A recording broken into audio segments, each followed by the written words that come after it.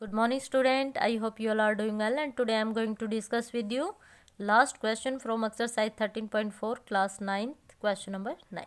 Now the question is a right circular cylinder just encloses a sphere of radius r. यहाँ पे क्या कहा गया है कि आपके पास एक सिलेंडर है और जो इसके अंदर हमारा स्फेयर है वो क्या कर रहा है, इसकी बॉटम को भी टच कर रहा है और इसके टॉप को भी टच कर रहा है, ठीक है, इनकी साइड को भी टच कर रहा है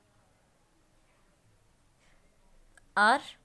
सो यहाँ से देखिए, अगर ये इसके टॉप को टच कर रहा है और बॉटम को टच कर रहा है, इट मीन्स जो हाइट होगी आपकी वो क्या हो जाएगी, diameter of the sphere. Definitely सी बात है भाई, जो डायमीटर का स्फेयर होगा वो इसकी रेडियस हो जाएगी, क्योंकि r इजिकल टू आर क्या हो जाएगी 2r, जो कि डायमीटर होता है, वो भी बोल सकते हो आप। तो जो h होगी वो क्या हो जाएगी आपकी 2r, और रेडियस ऑफ द स्फेयर आपके पास है और रेडियस ऑफ द सिलेंडर भी आपकी क्या रहेगी, आर रहेगी। सिर्फ यही बात इस क्वेश्चन में आपको समझनी है, बाकी क्वेश्चन इजी है, ठीक है। सिर्फ यही समझ रहा है कि हाइट आप कैसे फाइंड आउट करोगे। ओके, नाउ देख लेते हैं कि क्या पूछा गया आपसे। Surface area of the cylinder, सबसे पहले क्या पूछा, surface area of the cylinder. आपको पता है surface area of the cylinder क्या होता है, क्या होता है भाई, 2πr/h, है ना। सो पहले इसी को फर्स्ट पार्ट को सोल्व करते हैं। जो भी गिवन है वो साथ साथ में देखो, जैसे मैंने फिर से यहाँ पुट कर दिया है, चलो पहले लिख देते हैं। गिवन में क्या दिया गया है आपको, क्वेश्चन में बोला गया है रेडियस देखो इसी का ये जो बात लिखी है ना, इसका मतलब यही है कि जो radius of sphere,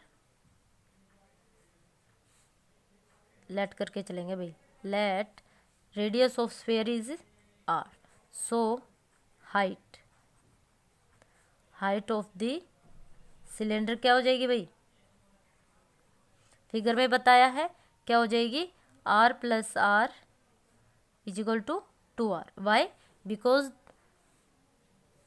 cylinder just encloses a sphere. क्यों, क्योंकि जो आपका स्फेयर है वो बिल्कुल क्या कर रहा है, इसकी बॉटम और टॉप को टच कर रहा है, मीन्स कंप्लीटली इसके अंदर ये फिट आ गया है। ओके, सो इसलिए जो सिलेंडर की तो हम मान नहीं रहे हैं, क्योंकि जो इनक्लोजेस वर्ड दिया है इसी की हेल्प से हम निकालेंगे। अगर हम इसकी लेट करते हैं तो इसकी डबल हो जाएगी, ठीक है। सो यहाँ से हमारे पास हाइट आ गई है 2r। अब क्या करेंगे भाई, फर्स्ट पार्ट को सोल्व करेंगे। Surface area of the cylinder क्या हो जाएगा भाई, surface area of the cylinder is equal to क्या हो जाएगा, 2πr/h, 2 इंटू, अगर आप इसको एज इट इज रखोगे, क्योंकि यहाँ 22 रखने की जरूरत है नहीं बच्चा, क्योंकि 22 रख के तो तब अगर हमें कोई पर्टिकुलर वैल्यू निकालनी होती तो आता। अब यहाँ पे आपका क्या आएगा, सिर्फ आप 2π को एज इट इज रखिए, क्योंकि हमारे पास कोई होल नंबर नहीं है यहाँ पे, है ना, मेन पर्पज क्या है, कोई होल नंबर नहीं है, तो क्या आ जाएगा 2π इंटू आर आपकी एज इट इज रहेगी। बस आपको क्या देखना है, एच की वैल्यू क्या रहेगी 2r।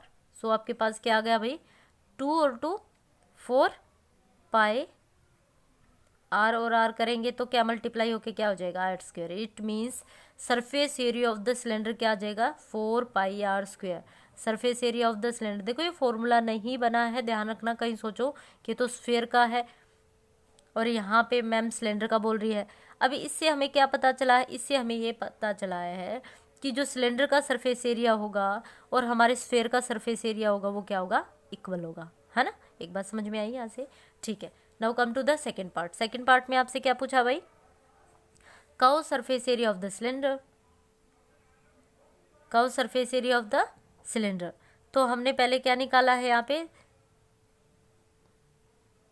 सॉरी ये सिलेंडर नहीं होगा, क्योंकि दोनों में एक ही बात है। यहाँ पे क्या कर लेते हैं, स्फेयर, क्या करेंगे, स्फेयर, ठीक है बच्चा। क्वेश्चन में करेक्ट कर लेना, क्योंकि दोनों में सिलेंडर की कैसे आ सकती है, एक में सिलेंडर की पूछी गई है, सेकंड में आपसे स्फेयर की पूछी गई है।